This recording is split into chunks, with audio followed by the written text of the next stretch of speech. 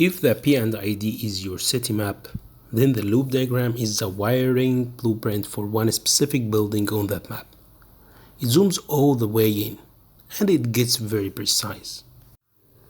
A loop diagram documents a single control loop in complete detail.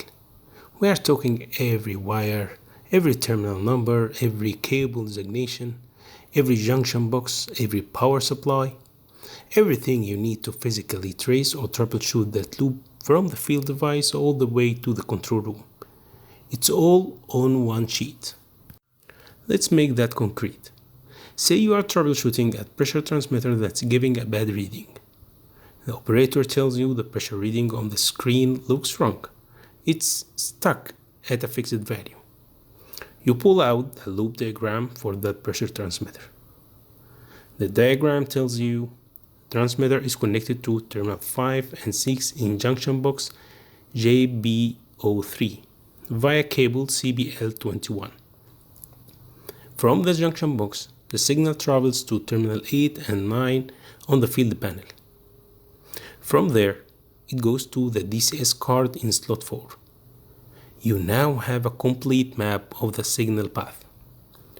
You can go step by step, check each terminal with your multimeter, and find exactly where the signal breaks down. But without loop diagram, you are guessing. Loop diagrams also include instrument calibration ranges. So if the transmitter should output 4 to 20 milliamps corresponding to 0 to 200 psi, that's written right there on the sheet. That alone saves you from having to dig through data sheets during a maintenance call. The format of a loop diagram typically divides the sheet into zones: field process area, field panel, panel rear, and panel front. Each zone represents a physical location in the plant, and every component is placed in its correct zone. This spatial organization makes troubleshooting intuitive. You can physically walk the signal path as you trace it on paper.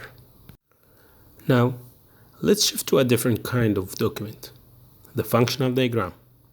And this one is a different beast entirely. Where a loop diagram cares about wires and terminals, a functional diagram cares about logic and algorithms.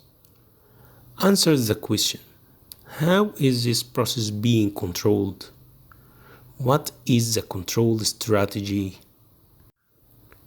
Think of a functional diagram as a documentation of the brain behind the process. It shows you the mathematical and logical relationships between instruments, how a sensor signal feeds into a controller, how the controller makes a decision, and how that decision drives an output. You will typically see functional diagrams using blocks connected by arrows.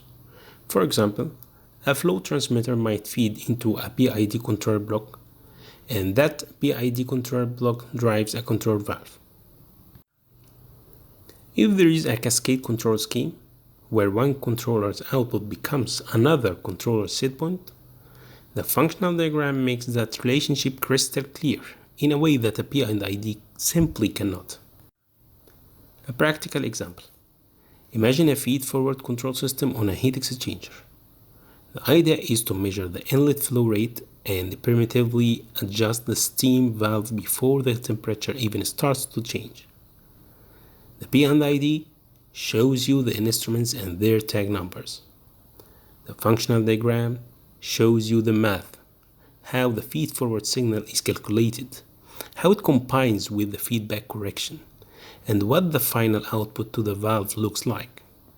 That level of understanding is what separates a technician who can swap out components from an engineer who can actually optimize a control loop. One more important point. Functional diagrams are especially important during commissioning. When you are starting up a plant for the first time, the control engineer uses functional diagrams to verify that the DCS is programmed correctly. Every block in that diagram should corresponding to a function in the controller. If a block missing or connected wrong in the program, The functional diagram helps catch that mistake before it becomes an accident.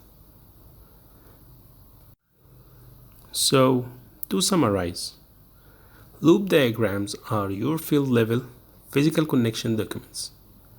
It tells you how it's wired.